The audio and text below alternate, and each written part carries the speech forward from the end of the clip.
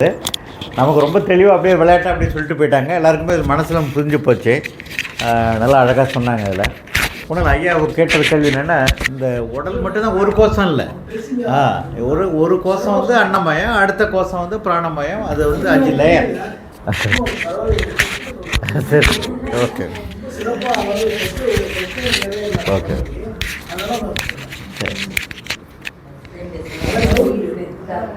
நல்லா நம்மளுடைய நன்றியை அவங்களுக்கு தெரிவித்துக் கொள்ளலாம். அடுத்ததாக நம்முடைய ஆச்சாரியார் ராஜரத்னம் வருகிறார். அவர் வந்து இன்றைக்கி நமக்கு 3 அவஸ்தைகளை பற்றி இன்றைக்கி அவங்க நமக்கு லெக்சர் கொடுக்குறாங்க. எல்லோரும் கேட்டுட்டு உங்களுடைய டவுட் அதனால் இன்ட்ராக்ட் பண்ணிக்கங்க. நல்லது. அம்மா இன்றைக்கி சௌமி அம்மா வந்திருக்கிறாங்க. அவங்கள நம்ம வரவேற்கிறோம். ஓகே. அனைவருக்கும் வணக்கம். இன்றைக்கி பேச போகிற டாபிக் வந்து பார்த்திங்கன்னா அவஸ்தா 3 அவஸ்தைகளை பற்றி பார்க்கலாம்.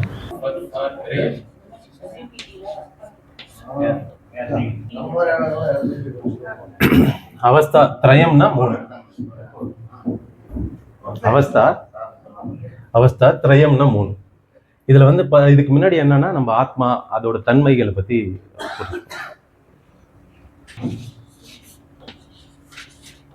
சத் சித் அனந்த். ஆத்மானா 3 தன்மைகள் உண்டு. சத் சித் அனந்தம் சொல்றது. இதுல சத் என்னன்னா,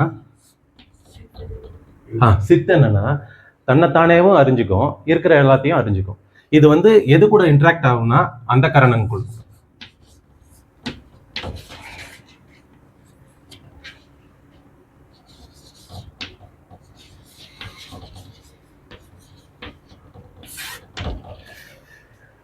அந்த கரணங்கள் கூட அது இன்ட்ராக்ட் ஆகி அது பிரதிபலிக்கக்கூடிய தன்மையுடையது. அது சித் ஸ்வரூபம். சத்துனா எல்லா அணுகளையும் நீக்கமர நிறைஞ்சிருக்கிறதால அது சத்துன்னு சொல்றோம். அது இல்லாத இடமே இல்லை. நம்ம சின்ன வயசுல கூட நம்ம நிறைய படிச்சிருக்கோம். இறைவன் எங்க இருக்கிறார்? நீக்கமர எல்லா இடத்துலையும் நிறைஞ்சிருக்கிறார். சர்வே வியாபி. எஸ். அனந்தம்னா அது எல்லையே இல்லை, எல்லா இடத்துலையும் நிறைவா இருக்குது, அனந்தமா இருக்குது, முழுமையா இருக்குது. அதனால அது அனந்தம் சொல்றோம். அனந்தத்தை எப்படி விவரிக்கலாம் அப்படின்னு பார்க்கக்குள்ள ஆனந்தம் சொல்லி நம்மளுக்கு புரிஞ்ச வார்த்தைகளை நம்ம யூஸ் பண்ணிக்கிறோம். இது வந்து அதோட தன்மை, ஆத்மாவோட தன்மை. அப்புறம் என்னன்னா, ஆத்மா வந்து எதை தொடர்பு கொள்ளுதுன்னா அந்த கரணத்தை தொடர்பு கொள்ளுது. அந்த கரணம் இந்திரியங்களை, அதாவது ஞானேந்திரியம் மேல 5, கர்மேந்திரியங்கள் 5 தொடர்பு கொள்ளுது. இந்திரியங்கள் என்ன? இந்த உலகத்தை அனுபவிக்குது. இது 3 தான். இப்போ நமக்கு இருக்கிற பிரச்சனை, இந்த அகங்காரம் இங்க எங்க இருக்குது அப்படின்னு நம்ம புரிஞ்சுக்க வேண்டியது. இங்க அந்த கரணம் சொன்னாலே மனம், இது 3 தான் அந்த கரணம்னு சொல்லப்படுது. அப்ப அகங்காரம் எங்க இருந்து வந்தது அப்படின்ற ஒரு கேள்வி நம்மளுக்கு இருக்கணும். இப்ப அகங்காரம் எப்படின்னு கேட்டீங்கன்னா, இந்த ஆத்மாவோட இந்த சித் ஸ்வரூபம் அந்த கரணத்து கூட தொடர்பு கொள்ளக்குள்ள ஒரு ட்ரிகர் ஆகுது, ஒரு தோன்றல். எப்படின்னா, ஒரு விதை மண்ணுல போடுறோம். அந்த மண்ணுல தேவைப்படுற சத்து இருக்கு. தண்ணி அந்த மண்ணுக்கு பாய்ச்சக்குள்ள அந்த தண்ணி மண்ணு கூட சேர்ந்து அந்த விதைக்கு உரமாகுது. உரமாகக்குள்ள அந்த விதையில என்ன ஆகுதுன்னா ஒரு முளைப்பு ஏற்படுது. ரைட்டுங்களா? அந்த மாதிரி இந்த ஆத்மாவோட இந்த சித் ஸ்வரூபம் அந்த கரணங்களுக்குள்ள படக்குள்ள இங்க ஒரு ட்ரிகர் ஒண்ணு ஏற்படுது. என்னன்னு கேட்டீங்கன்னா அகங்காரம். இதுல அகம் என்பது ஆத்மா, காரம் என்பது அனாத்மா, அதாவது உடம்பு மனம் நான் இல்லாதது. சரிங்களா? இந்த ட்ரிகர் ஆகிற அந்த கரணம் என்ன பண்ணுதுன்னா இந்த ஆத்மாவை மறைச்சிக்கிட்டு இந்த அகங்காரம் மறைக்கிறதோட மட்டும் இல்லாத இந்த அந்த கரணங்கள் இருக்கு இல்லையா, உடல் மனம், இது வந்து நான் சொல்லிக்குது. உண்மையான நான் வந்து இது போய் நான். இப்போ இந்த அகங்காரம் என்ன பண்ணுது, இங்க இந்த அந்த கரணம் கூட ஆத்ம சித் ஸ்வரூபம் சேர்ந்த உடனே இந்த அகங்காரம் என்ன பண்ணுது, ட்ரிகர் ஆகி இது நான் உடம்பு மனம்லாம் நான் சொல்லி. உண்மையாவே இந்த இது கூட இந்த மனம் புத்தி சித்தம் கூட ஜடப்பொருள்னு சொல்லிக்கலாம். ஆனா இந்த அகங்காரம் இல்லவே இல்லை. அவன் இது கூட சேரக்குள்ள ஒரு விருத்தி ஏற்படுது. என்னன்னு? அகங்காரம், நான் தான் இந்த உடம்பு மனம் சித்தம். இந்த அகங்காரன்ற விருத்தி எங்க இருக்குன்னு கேட்டீங்கன்னா புத்தியில இருக்கு. இந்த புத்தி என்னது? உடல் மனம் மற்ற இந்த உலகங்கள் இதெல்லாம் நான் சொல்லிக்குது. உண்மையான நாள் இங்க மறைக்கப்பட்டது. அதான் ஆவரணம் விக்ஷேபம்னு சொல்றோம். ஆவரணம் என்றது ஆத்மாவை மறைக்குது, விக்ஷேபம் என்றது அத்தியாசப்படுத்திக்குது, வேற ஒண்ண காமிக்குது, மறைச்சி ஆத்மாவை மறைச்சி வேற ஒண்ணு உடல் மனதை நான். இப்ப நம்ம எல்லாருமே இதுக்கு முன்னாடி வரைக்கும் நம்ம அப்படிதான் இருந்திருக்கோம். உண்மையான நான் எதுனா இதுதான். அதான் கரெக்டா சொன்னாங்க. இப்போ நீங்க போகக்குள்ள என்னன்னா நான்றத தெளிவா இருந்துக்கணும். அதுக்காக தான் இப்போ கிளியரா இருக்கு இல்லைங்களா? இந்த அவஸ்தையா இருக்கு, அந்த அவஸ்தையா இது வேற அவஸ்தை. நம்ம நார்மலா அவஸ்தையா இருக்குன்னா இந்த அவஸ்தைகள் எங்க இருக்கு அப்படின்றது தான் பிரச்சனை இருக்கு. இந்த அவஸ்தை எங்க இருக்குன்னா நனவு, கனவு, உறக்கம், இதில் தான் அவஸ்தையா இருக்கு. இந்த அவஸ்தைகள்லாம் நீங்களா? இந்த அவஸ்தைகள்லாம் யாருக்கு ஏற்படுது? இந்த உடல் மனதுக்கு தான் ஏற்படுது. இந்த உடல் மனம் தான் பொய் நானும் காமிச்சிட்டேன் இல்லைங்களா முன்னாடி போட்டதுல. அப்ப மெயின் நான் யாரு? ஆத்மா. அப்ப அவஸ்தைகள் உங்களுக்கு இருக்கா?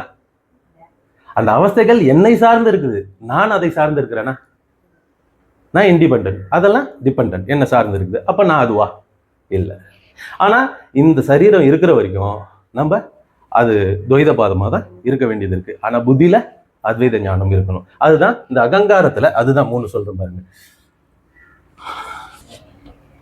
இதுல பாத்தீங்கன்னா இந்த அகங்காரத்துல இந்த காரம்ன்றத இந்த அந்தகரணங்களோட தொடர்புடையது. அது நான் அல்ல. இந்த சிற்ஸ்வரூபம் இந்த அந்தகரணம் கூட தொடர்பு பண்ணக்குள்ள இந்த ஆபாசப்பட்டுடுது. எப்படின்னா இந்த சுத்த ஆத்மா அந்த சிற்ஸ்வரூபம் அதோட தன்மை வந்து அகங்காரத்து கூட தொடர்பு கொடுக்குள்ள இது வந்து அந்த உடல் மனதுக்கு உட்பட்டதா தன்னை பாவிச்சுக்குது. உண்மையான எல்லா இடத்துலயும் நீக்கமர இருக்க ஆத்மா இந்த உடம்புக்குள்ள அகங்கார கூட சேரக்குள்ள அதுக்கு உட்பட்டதா தன்னை பாவிச்சுக்குது. இது ஆபாசம்னு சொல்றோம். 3வது ஜீவன்ல இந்த தொம் இருக்குல்ல,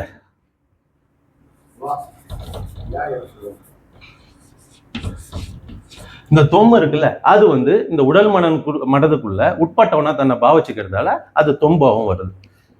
இப்போ இது எல்லாமே பொய் நான்.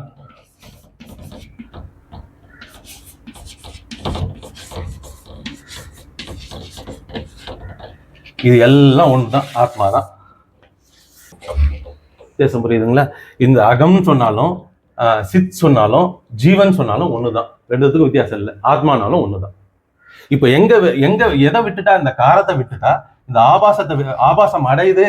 அப்படி இந்த ஆபாசம் எனக்கா அப்படின்னு ஒரு கேள்வி கேட்டா எனக்கு இல்லை, உடல் மனதுக்கு தான். இந்த ஆபாசம் நீங்கிருது. அப்புறம் தொம், அந்த ஜீவத்துவம் இருக்கு இல்லையா, அதுல தொம் நீங்கிடுச்சுன்னா ஜீவன் தான் இருக்கலாம். இப்ப இருக்கிறது யாருன்னா ஆத்மா தான் இருக்கு, பிரம்மம் தான் இருக்கு. ஒரு ஜீவனுக்குள்ளார இருக்கிறதால அது ஆத்மான்னு சொல்றோம். எல்லா இடத்துலயும் நீக்கமர நிறைஞ்சிருக்கிறதால அது பிரம்மம் சொல்றோம். பிரம்மமும் ஆத்மாவும் வேற வேறான்னு கேட்டா ரெண்டும் ஒண்ணுதான். இந்த உறக்கத்தை கனவு, நனவு, உறக்கம். உறக்கத்தை வந்து சமஸ்கிருத வார்த்தையில ஸ்ருத்தின்னு சொல்றோம். இதை நனவு வந்து ஜாக்கிரதான்னு சொல்றோம். இது உறக்கத்தை வந்து சுழுப்தின்னு சொல்றோம். கனவு வந்து சொப்பனம் சொல்றோம். கனவு காண்கின்றவன் ஒருத்தன் இருப்பான் இல்லைங்களா, நம்ம தான். நனவு காண்கின்றவன் இருப்பான் இல்லைங்களா, அவன் பேரு விஸ்வன். கனவு உறக்கத்துல இருக்கவன் பேரு பிராக்ஜன். கனவு காண்றவன் வந்து தைஜசன். இதுல என்னென்ன தேகங்கள் சம்பந்தப்பட்டிருக்கு நனவுல வந்து 3 தேகங்கள் சம்பந்தப்பட்டிருக்கு.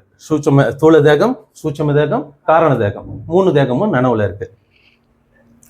உறக்கத்துல வந்து பாத்தீங்கன்னா காரண தேகம் மட்டும்தான் இருக்கு. அடுத்தது சொப்பனத்துல, கனவுல என்னன்னு கேட்டீங்கன்னா சூட்சும, காரண. நனவுல என்னென்ன தேகங்கள் இருக்குன்னா ஸ்தூல தேகம், சூட்சும தேகம், காரண தேகம் இருக்கு. ஸ்தூல தேகம்னா நம்ம வெளியில தெரிகிறது. சூட்சும தேகம்னா எதை தொடர்பு கொள்ளுதோ, மனம், புத்தி, சித்தம், அந்த அகங்காரத்தை தான் தொடர்பு கொள்ளுது. அந்த காரணங்கள் தான் தொடர்பு கொள்ளுது.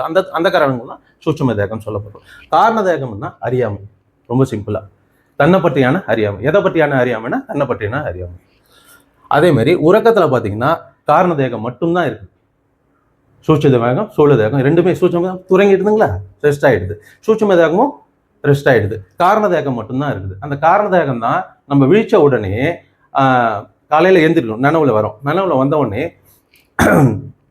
நம்ம சுத்த சைதன்யம் ஆத்மா இருக்கு இல்லைங்களா, ஆத்மாவை அந்த அகங்காரம் வாங்கி கொண்டு நல்லா தூங்குனேன் சொல்றது யாருன்னு கேட்டீங்கன்னா அகங்காரம் தான் காலையில சொல்லுது. நம்ம தூங்கக்குள்ள நம்ம பார்த்துட்டா இருந்தோம் நல்லா தூங்கணுன்றத இல்லை இல்லைங்களா. அப்போ நம்ம அதை பார்க்கல. காலையில் எழுந்திரிச்ச உடனே அந்த அகங்காரம் எழுந்திரிச்ச உடனே எழுந்தது என்ன சொல்லுது? நான் தான் நல்லா தூங்கினேன், நல்லா உறக்கம் இருந்தது அப்படின்னு சொல்லுது. இது வந்து உறக்கம், காரண தேகம். அடுத்தது சொப்பனம்னா டைஜஷன், அது சூட்சும தேகம், காரண தேகம் தான் இருக்கு.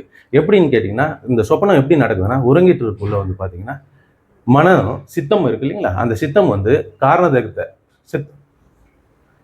சித்தம் வந்து மனதை தொடர்பு கொண்டு அதை என்ன பண்ணுது, இங்கே கனவு உலகத்தை படைக்குது. அந்த கனவுல நம்ம என்ன வேணா ராஜாவாக இருக்கிறோம், அப்புறம் நிறைய குதிரைகளை போகக்குள்ள பல காட்சிகளை பார்க்குறோம். இதெல்லாம் இந்த கனவுன்றது முடிவடையக்குள்ள வந்து பார்த்தீங்கன்னா அது பொய்ன்னு நம்மளுக்கு இதுவாயிடுது. இப்போ இது எல்லாம் ஜென்ரலாக தெரிஞ்சுக்கிட்டோம். இது உண்மையா? இந்த அவஸ்தைகள்லாம் எனக்கு உண்மையா இருக்கா, எனக்கு இருக்கா அப்படின்னு புரிஞ்சுக்கிறது என்ன பண்ணணும், முதல்ல இந்த தேகங்கள்லாம் உண்மையான்னு பார்க்கணும். ஏன்னா இந்த தேகங்களை கொண்டுதான் நினைவோ கனவோ உறக்கமோ நடைபெறுது நம்ம உடம்புல. அப்போ இந்த தேகங்கள்லாம் உண்மையான்னு கேட்டா, இந்த தேகங்கள்லாம் எதை வச்சு நம்ம தேகங்கள் சொல்றோம்? நான் ஆத்மாவை தாண்டி காரண சரீரம் இருக்கு, ஆத்மாவை தாண்டி தான் சூட்சும சரீரம் இருக்கு, ஆத்மாவை தாண்டி தான் ஸ்தூல சரீரம் இருக்கு. அப்போ இது எல்லாமே யாரு? ஆத்மாவை சார்ந்து இருக்கிறதால இதெல்லாம் என்ன பண்றோம்? பொய்ன்னு நம்ம நிரூபிக்கிறோம். இப்போ இது பொய்னா இதுல நடக்கிற அனுபவங்களும் என்னவா இருக்கும்? பொய்யா தான் இருக்கும். அப்போ ரொம்ப சிம்பிள். அப்போ அனுபவங்கள் பொய்னா அந்த அனுபவங்களை அனுபவிக்கிற இந்த விஸ்வன், பிராக்ஜன், தைஜசன் இவன் 3 பேரும் உண்மையா இருப்பானா? அப்போ இதுல எது மட்டும் உண்மை? ஆத்மா மட்டும்தான். இந்த ஆத்மா மட்டும்தான் உண்மை. அப்போ இந்த ஆத்மா என்னன்னு கேட்டீங்கன்னா பிரம்மம் இந்த கொடுங்க ஈஸ்வரன். இப்போ இந்த நனவு கனவு சொப்பனம் இதெல்லாம் இந்த தேகங்கள்ல நடக்குது. இந்த தேகங்களுக்கு யார் அதிபதின்னு கேட்டா ஈஸ்வரன், மாயாவி. ரைட்டுங்களா? இப்போ இந்த ஈஸ்வரன் தான் இந்த 3 தேகங்களையும் அதுக்குண்டான அனுபவங்களையும் அதுக்குண்டான அவஸ்தைகளையும் கொடுக்குறாரு. ஆத்மாக்கு என்ன வந்தது? பிரச்சனை இல்லை. அப்போ இது சத்தியம், இது மித்தியா அப்படின்றதுக்கு என்ன காரணம்னா நினைவு. விழிச்ச உடனே நினைவு ஸ்டார்ட் ஆகுதுங்களா? நம்ம உறங்கும் வரைக்கும் நினைவு இருக்குதா, இருப்பு இருக்குதா? உறங்கினதுக்கு அப்புறம் நினைவு போயிடுச்சா? ஒரு பொருள் தோற்றம் இருக்குது, கொஞ்ச காலம் நிலைத்து இருக்குது, அதுக்கப்புறம் மறைவு இருக்குது. அது உண்மையா இருக்க முடியுமா? சத்தியமா இருக்க முடியுமா? அப்போ அதுக்கு பேரு மித்தியா. இந்த மித்தியாவுக்கு பேரு வைததம். சாஸ்திரம் பூரா மித்தியான்ற ஒரு பேரை யூஸ் பண்ணவே இல்லை, வைததம்ன்ற ஒரு பேரை தான் யூஸ் பண்ணிருக்கு. நம்மளோட வாழையடி வாழையா வந்து ஆச்சாரியர்கள்லாம் என்ன பண்றாங்க, இதை நம்மளை புரிய வைக்கிறதுக்காக இந்த வைததம்ன்ற வார்த்தை நம்ம உபநிஷத்துல சொல்லியிருந்தாலுமே அதை ஈஸியா புரியறதுக்காக மித்தியான்ற ஒரு வார்த்தையை யூஸ் பண்ணியிருக்காங்க. அதை வச்சுதான் டீச்சிங் பண்ணியிருக்கிறாங்க புரிஞ்சுக்கிறதுக்காக. அதே மாதிரிதான் இந்த காரண சரீரமும் இந்த அறியாமை.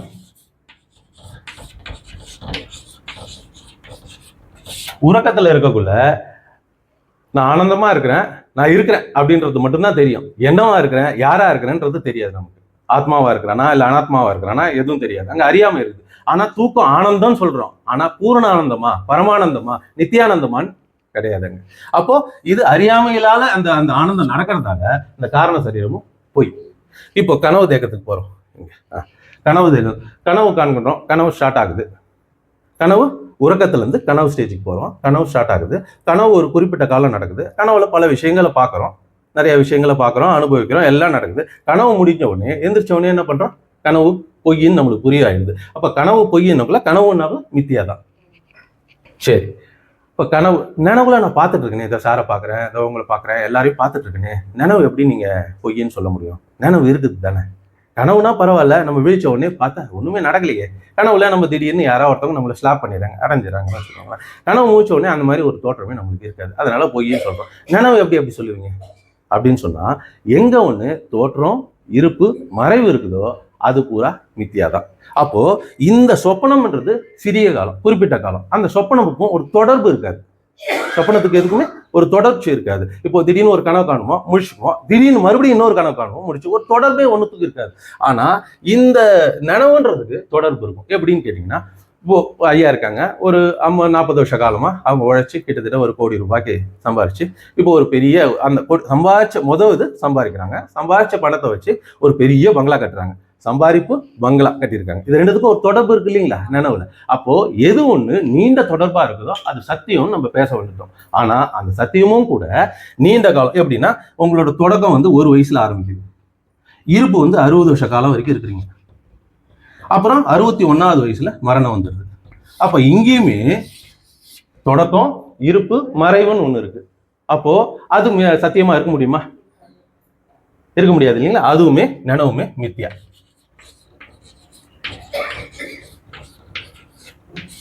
அப்படின்னு ப்ரூவ் பண்ணிட்டோம். அப்போ இது எல்லாமே மித்தியா தான் அப்படின்னு சொன்னா, வைததம் மித்தியா தான் சொல்லிட்டா, அப்ப இருக்கிறது எதுவோ அதுதான் சத்தியம். அந்த சத்தியம் தான் நம்ம எல்லாம். அதை பத்தியான மாண்டவியத்துல நிறைய ஸ்லோகங்கள் சொல்லியிருக்கிறாங்க. அதுல அதை எழுதி வச்சிருக்கேன், அதை படிக்கிறேன். இதுல ஏதாவது உங்களுக்கு டவுட் இருந்தா கேட்கலாம். சொல்லு. இந்த சூட்சும சரீரங்கிற மனசு வந்து அடுத்த பிறவிக்கு அப்படியே கூட வரும். ஜித்தாது. அடுத்த பிறவிக்கு அப்படியே கூட வரும். அது மறையறதே இல்லை, கடைசி வரைக்கும் மறையறதே இல்லை. அப்போ அது எப்படி நீங்க சத்தியம் சொல்றீங்க? அது சத்தியம் சொல்லல, சத்தியம் இல்லைன்னு சொல்ல இருக்கிறதால, அது தொடர்ச்சி இருக்கிறதால அது சத்தியம் இல்லைன்னு எப்படி சொல்லுவீங்க? ரைட். இப்போ இது எல்லாத்தையும் புரிஞ்சுக்கோங்க. சூட்சும தானே. இங்க அறியாமைன்னு ஒண்ணு இருக்கு. இந்த அறியாமைன்னு ஒண்ணு எதை பத்தியான அறியாமைன்னா தன்னை பத்தியான அறியாமை.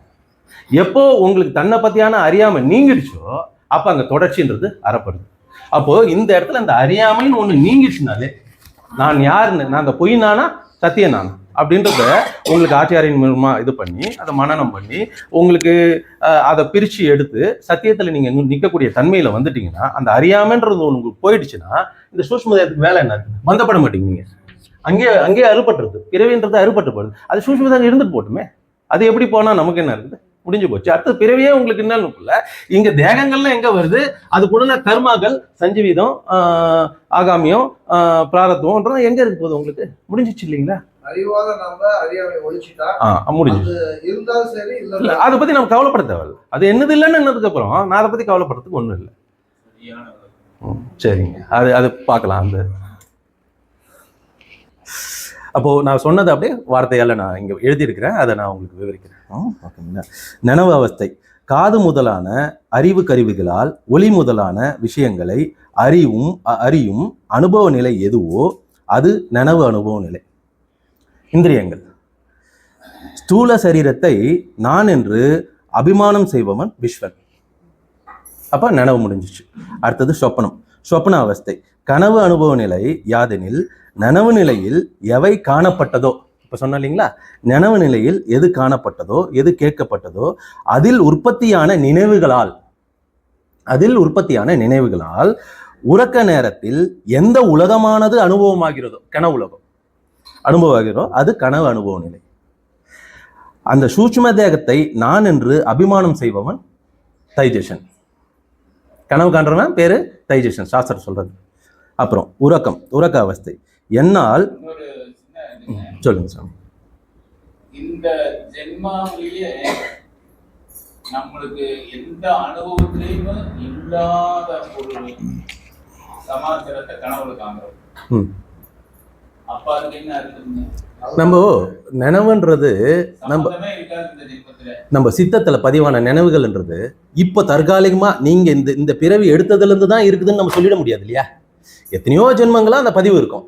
இப்ப நடக்காததால நீங்க என்ன பண்ணுவீங்க? எனக்கு அது புலப்பள்ளின்னு சொல்லிடுவீங்க. அது எத்தனையோ ஜென்மங்களா இருக்கும். உறக்க அவஸ்தை நிலை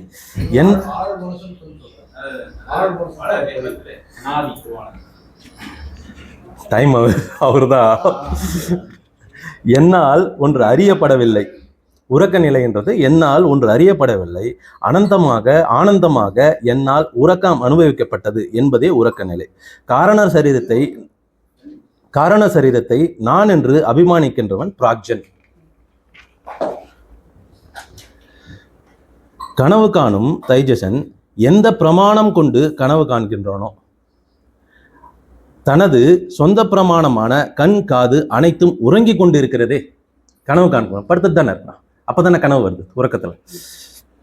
கனவு காணும் தைஜசன் எந்த பிரமாணம் கொண்டு கனவு காண்கிறானோ தனது சொந்த பிரமாணமான கண் காது அனைத்தும் உறங்கி கொண்டு இருக்கிறதே.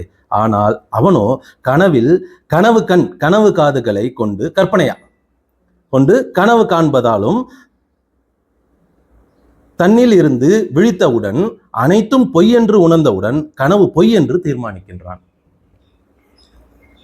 இந்த மாண்டவிக உபநிஷத்து பாத்தீங்கன்னா நிறைய இது மாதிரி காரிகைகளை சொல்லி அந்த காரிகைக்கு விளக்கம் சொல்லுது. கனவு பொய், நனவும் பொய், உறக்கமும் பொய் அப்படின்னு அந்த காரிகைகளை கொண்டு சொல்லுது. அதில் ரெண்டாவது காரணம் பிரகரணம் என்னன்னா வைதத்திய பிரகரணம். அந்த வைதத்திய பிரகரணத்தில் 2.1வது காரிகையில் என்ன சொல்றாருன்னா, கனவில் காணப்படும் அனைத்து பொருள்களும் சிறிய இடத்தில் இடம்பெற்றமையாலும் மறைத்துள்ளமையாலும், மறைந்து இருக்குது. அது ஒன்று மேலே ஒன்று கனவு இருக்கிறதால ஒரு கனவு முடிச்சுட்டு அடுத்த ஸ்டேஜுக்கு ஆரம்பிக்குள்ள பின்னாடி இருந்தது ஞாபகம் இருக்கிறது இல்லை. ஏன்னா அங்கே சித்தம் இருக்கிறது இல்லை, பதிவு ஏற்படுறது இல்லை. அதை தான் சொல்றாரு. கனவில் காணப்படும் அனைத்து பொருட்களும் சிறிய இடத்தில், குறுகிய இடத்தில், பிரெயின்ல இடத்தில் இடம் பெற்றமையாலும் மறைத்து உள்ளமையாலும் அறிஞர்கள், பெரிய பெரிய இவங்கெல்லாம் சொல்றாங்களே எக்ஸ்பர்ட்ஸ், அவங்க அறிஞர்கள் கனவு பொருட்களை பொய்யானவை என்று கூறுகிறார்கள். சிறிய இடத்தில் இருப்ப இடம் தான் வித்தியாசம், சிறிய இடத்தில். அது காரிகை 1 சொல்லுது. காரிகை 2 என்ன சொல்லுதுன்னா, மாண்டவிகத்துல கனவில் குறுகிய காலத்தில், இப்போ நனவுல இங்க இருந்து கோயம்புத்தூர்ல இருந்து நான் பாண்டிச்சேரி கடலூர் இங்க போனோம்னா ஆல்மோஸ்ட் 7 hours ஆகுது. கனவு காலத்துல நான் நினைச்ச உடனே நான் கடலூர்ல இருக்கேன் இல்லைங்களா, ரைட்டு. கனவில் குறுகிய காலத்தில் நெடுந்தூரம் உள்ள தேசத்தை அவன் அப்படி நினைச்ச நேரத்தில், நினைச்ச நொடியில் சென்று அடைகிறான். நனவிலோ அது சாத்தியம் இல்லை, அதனால அது பொய். விழித்து கொண்ட பின் எவனும் கனவு காணும் அந்த கடலூர் பாண்டிச்சேரியில் இருக்கிறது இல்லை, இங்கே தான் இருக்கிறான், கோயம்புத்தூர்ல தான் இருக்கிறான். அவன் எந்த இடத்துல அவன் படுத்துட்டு இருந்தானோ அந்த இடத்துலயே தான் இருக்கிறான், அங்க இருக்கிறது இல்லை. இது காரிகை 2 சொல்லுது, 2.2. அடுத்தது காரிகை 2.3. ஏன்னா அந்த பாடல்கள்லாம் சாமி கொஞ்சம் குறுகி சொல்லிட்டாங்க இல்லைங்களா, ஒரு 2-3 மட்டும் அப்படியே சொல்லிட்டு இது பண்ணிடுறேன். தேர் முதலியான விஷயங்கள் பொய் என்பதை காரணத்துடன் சுருதி உணர்த்துகிறது அப்படின்னு சொல்றாங்க. அதுக்கு என்னன்னா, பிரகுதாரண்ய உபநிஷத்துல என்ன சொல்லியிருக்குன்னா, கனவுல அழகான ரதத்துல தேர் ஓட்டிட்டு போயிட்டு இருக்கான். அங்க போயிட்டு இருக்குள்ள பாத்தீங்கன்னா அழகிய நதிகள்லாம் வருது. அப்ப எல்லாத்தையும் பார்த்துட்டு இருக்கான். கனவு காணும் நேரத்தில் அந்த அழகிய நதிகளும் ரதமும் பொய், உண்மைதானே? அந்த நேரத்தில், கனவு காணும் நேரத்தில் அது சத்தியம். அந்த கனவு முடிஞ்சதுக்கு அப்புறம் அது பொய் தான் ஸ்ருதி மூலியமா பிரகுதாரண்ய உபநிஷத்துல சொல்லப்பட்டிருக்குதுன்னு சொல்றாங்க. அந்த காரிகை 2.3. அது எப்படி சொல்றாங்கன்னா, பிரகுதாரண்ய உபநிஷத்தில் தேர் மற்றும் அழகிய நதிகளை அவன் எங்கு பார்க்கிறான்? அவனுடைய கனவில். கனவில் ரதத்தில் செல்லுவது போல் அவன் செல்லும் வழியில் அழகிய நதிகளை பார்த்தான் என்று சுருதி கூறுகிறது. நதியின் அடிப்படையில் கனவில் ரதத்தில் செல்லும் வழியில் அழகிய நதிகளை பார்த்தும் எப்படி உண்மையாகும்? அது பொய் என்று வைதத்தியம், மித்யா என்று ஞான பார்வை உடையவர்கள் சொல்றாங்க. கனவுல பார்த்ததால அது உண்மையான அழகிய ரதமா இருந்தாலும் சரி, அங்க இருக்க பூக்கள் எல்லாம் அந்த நதிகளா இருந்தாலும் சரி, நல்ல தண்ணி ஓட்டம் இருக்கிற நதிகளா இருந்தாலும் கனவில் பார்த்தா என்ன அது பொய் தான், மித்தியாதான்றத வர்ணிக்கிறார் 2.3. அப்புறம் காரிகை 2.4 அந்தஸ்தானாத், அந்த காரிகை சும்மா படிச்சிடுறேன். அந்தஸ்தானாத் பேதானாம் தஸ்மத் ஜாக்கிரதே சுஷ்மம் யதா தத்ர ததா ஸ்வப்னே ஸ்மிருத் வேன பித்தியதே அப்படின்னு சொல்றாரு. பகலில் வெளியில் இருந்து பகல் கனவு கண்டாலும் அவன் மனதில் உள்ளத்தில் தான் அந்த கனவு நடைபெறுகிறது. பகல் கனவு தானே பகல் கனவு காணப்படுகிறது. உள்ளம் என்றால் அதுவும் உள்ளே தானே, மனம்தான் உள்ளம், அதுவும் உள்ளே தானே, மனதினாலே நடைபெறுகிறது. கனவும் கூட உள்ளே தானே நடைபெறுகிறது. அதனால அதை பொய்ன்னு சொல்றீங்கல்ல, அப்ப பகல் கனவும் உள்ளத்துல தான் நடக்குது, வெளியில நடக்கல இல்ல. அப்போ பகலும் உள்ளத்துல நடக்கிறதால, நீங்க கனவுல நடக்கிறது உள்ளத்துல நடக்கிறதால அது மித்தியான்னு சொல்றீங்கல்ல. அப்போ கனவுலையும் பகல் கனவு உள்ளத்துல தானே நடக்குது, உள்ளதானே நடக்குது அப்படின்றதால அதுவும் மித்தியாதான், கனவும் பொய் தான் அப்படின்றத சொல்றாரு இந்த காரிகை 2.4. பொதுவில் இந்த அவஸ்தைகள் கனவு, நனவு, உறக்கம் இம்மூன்றும் எது தோன்றி மறைவது, எது தோன்றாத இருக்குது, எது தோன்றி இருந்து மறைகிறது. ஒரு நீர்க்குமிழி எடுத்துக்கிட்டீங்கன்னு வச்சுங்களேன், அப்படி ஊதக்குள்ள அப்படியே முட்டை மாதிரி வருது, வந்தவுடனே ஒரு ஃப்ராக்ஷன் ஆஃப் செகண்ட் இருக்குது, வெடிச்சிடுது, முடிஞ்சிச்சு. எது ஒரு தோற்றம், இருப்பு, மறைவு இருக்கிறதோ அது மித்தியா அப்படின்னு வச்சு. எது ஒன்று தோன்றி சில காலம் இருந்து பின்பு மறைகிறதோ அது மித்தியா. எது ஒன்று தோன்றவே இல்லையோ அது சத்தியம். தோற்றமே கிடையாது, அது அனாதிகாலம் தொட்டு இருக்குது. சரி, அப்ப அனாதிகாலம் தொட்டு இருக்குதுன்னா இந்த சூஷ்ம தத்துவம், சூழ சரீரம், இந்த காரண சரீரம் எங்க இருக்கும்? அதுவும் அனாதிகாலம் தொட்டு தான் இருக்குது. அதை தான் அனிர்வசனம்னு சொல்றாங்க. அதை வந்து அறுதிட்டு சொல்ல முடியாது எப்போ இது வந்ததுன்னு. இது ஆத்மா எப்போ இருந்ததோ அப்பயே அனாத்மாவும் கூடியே தான் இருக்குது. இது வந்ததுக்கு அப்புறம் இது தோன்றுச்சு அப்படின்னு சொல்றதுக்கு இல்லை. இது ரெண்டும் ஒன்னாதான் இருக்கு. எப்படி இங்க ஆத்மாவும் அந்த கரணமும் எப்படி இருக்குது? ஒன்னாதான் இருக்குது. நம்ம தான் வேறுபடுத்தி பார்த்துக்கிறோம் இல்லைங்களா? அதை தான் அங்க மென்ஷன் பண்ண.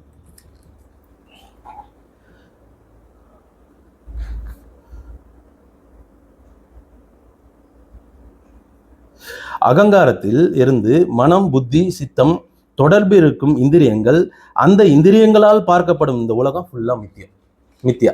ஆத்ம சைத்தன்யத்தால இந்த மனம் புத்திகள்லாம் விழிப்படைஞ்சு அது சித்தத்திலிருந்து வரக்கூடிய வாசனைகளை தொடர்பு கொண்டு அது பொறிப்புலங்க ஞானேந்திரியம் கர்மேந்திரியங்களை தொடர்பு கொண்டு இந்த உலகத்தை அனுபவிக்குது. மனதுக்கு தான் கோபம் வருது, உணர்ச்சி. அது எதனால அது வெளிப்படுத்த முடியும்? கை, காலு, கண் அப்படின்னு அதை வெளிப்படுத்த முடியுது. அப்போ அது இந்திரியங்களால் தான் அதை வெளிப்படுத்த முடியுது. இப்படிதான் அது தொடர்ச்சி.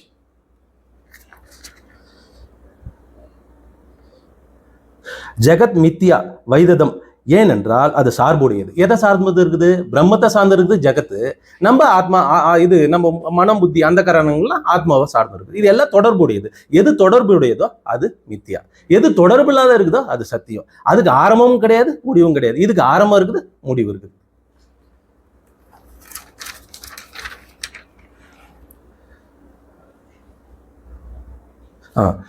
இப்போ அதெல்லாம் மித்தியானா அந்த சார்புடைய சரீரங்கள் தான் நடக்குது. அந்த சரீரங்கள் வரக்கூடிய அனுபவம் மட்டும் எப்படி பொய்யா இருக்கும், மெய்யா இருக்க முடியும்?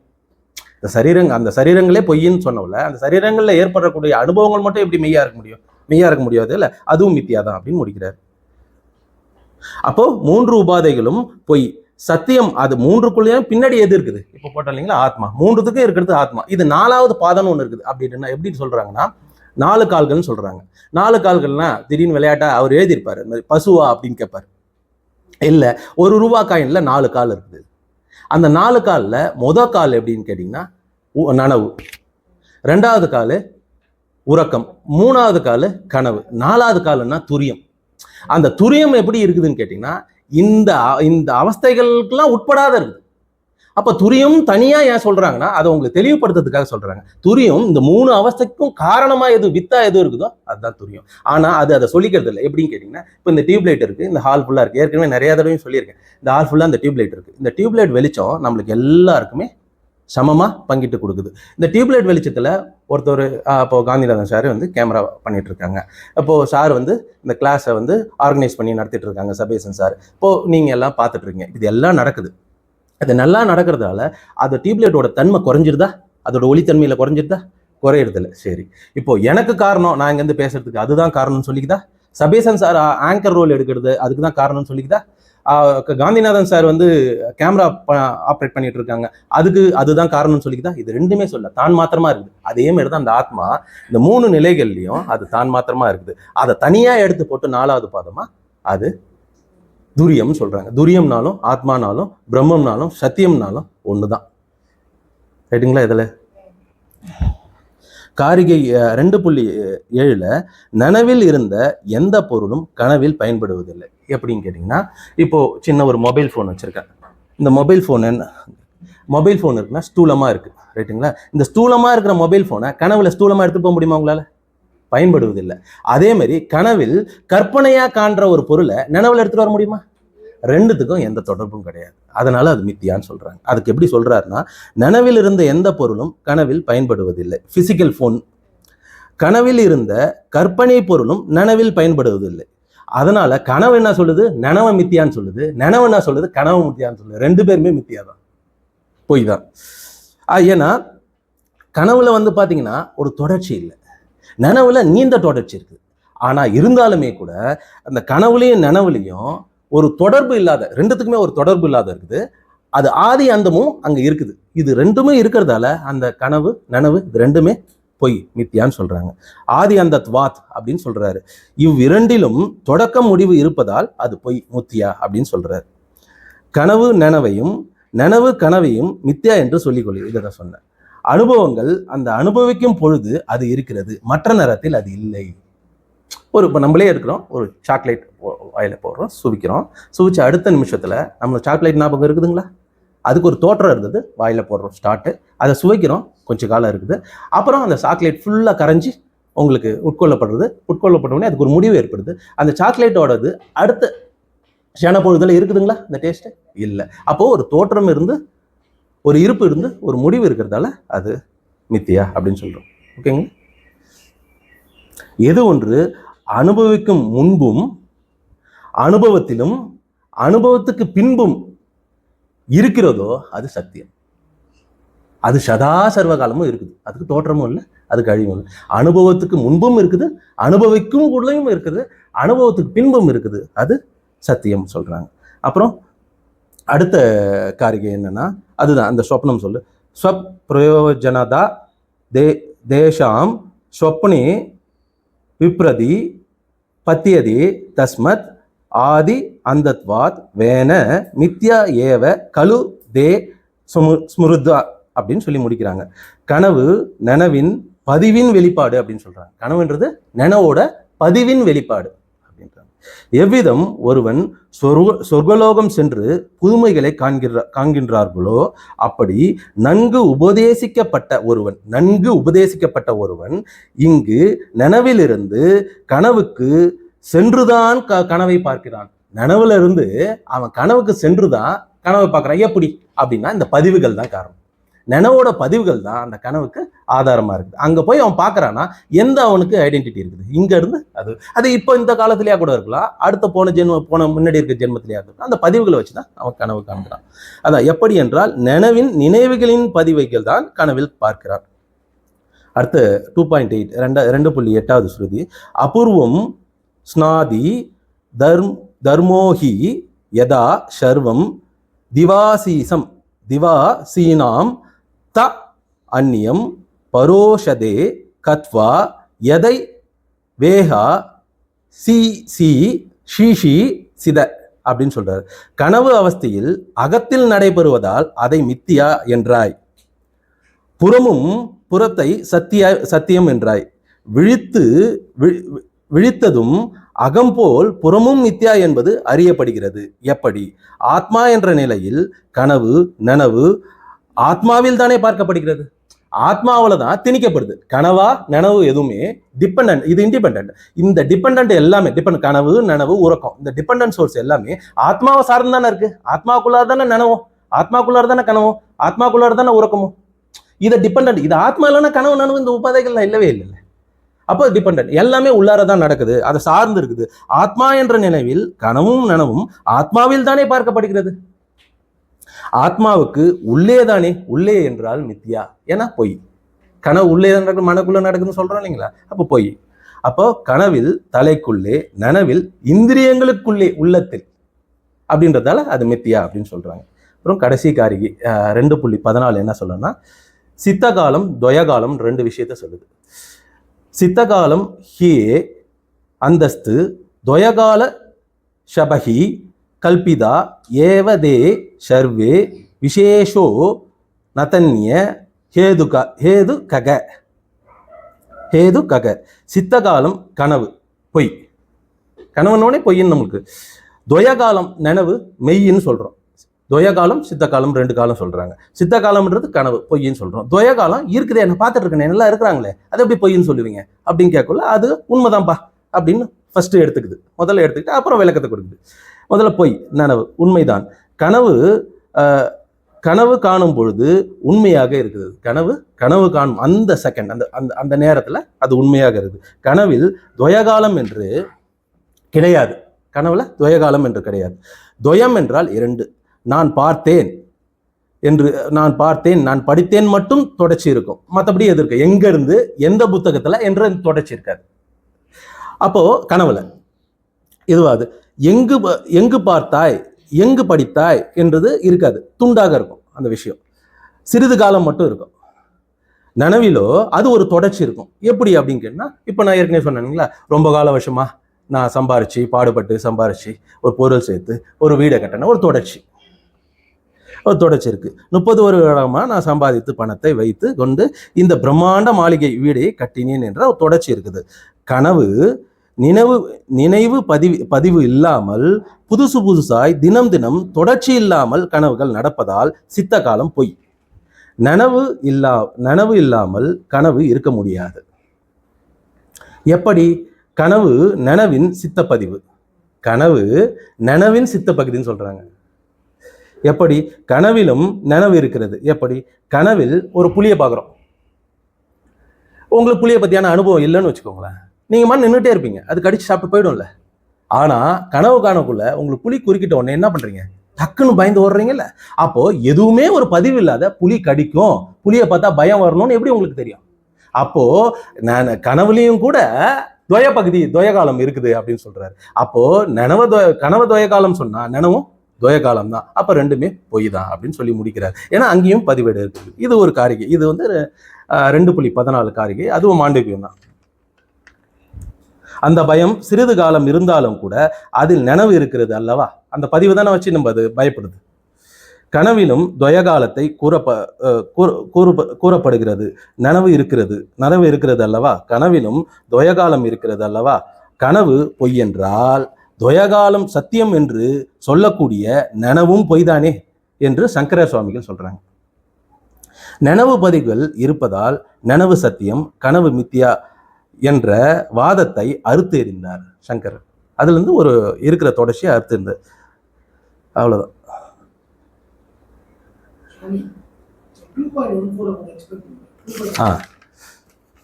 இங்க வர படிச்சிடறேன். அப்படி என்ன சொல்றாங்கன்னா, துவயகாலம்ன்றது நனவுன்னு சொல்றாங்க, சித்தகாலம்ன்றது கனவுன்னு சொல்றாங்க. சித்தகாலம் கனவுன்னு சொல்றதால அது பொய்ன்னு சொல்றாங்க. துவயகாலம் நனவுன்னு சொல்றதால அது உண்மைன்னு சொல்றாங்க. இப்போ துவயகாலம்ன்றது எதை சொல்றாங்கன்னா, ஒரு தொடர்ச்சி இருக்கிறதால அது துவயகாலம் சொல்றாங்க. எப்படின்னா, இப்போ ஒரு செயலை செய்யறோம். நான் இந்த புக்கை படிச்சேன் அப்படின்னு சொல்றது இல்லை. மாண்டூக்கியம் புக்கை படிச்சேன், அது யாரால எழுதப்பட்டது? கௌடபாதகரால எழுதப்பட்டது அப்படின்னு ஒரு தொடர்பு இருக்குது. அதே மாதிரி கனவுலையும் கூட ஒரு புலியை பார்த்த உடனே பயம் வருது இல்ல, அந்த பயம்ன்றது ஏதோ ஒரு நினைவோட பதிவு தானே, தொடர்பு தானே. அப்போ பயத்தை பார்த்த உடனே உங்களுக்கு புலியை பார்த்து ஏன் பயப்படணும்? நீங்க உங்களுக்கு நினைவு இல்லைன்னா அப்போ ஒரு தொடர்பு இருக்குது இல்ல. அப்ப அங்கேயும் துவயகாலம் இருக்கிறதுனால அதுவும் மித்தியான்னு சொல்லி முடிக்கிறார். சரிங்களா சாமி? நன்றி வாய்ப்புக்கு.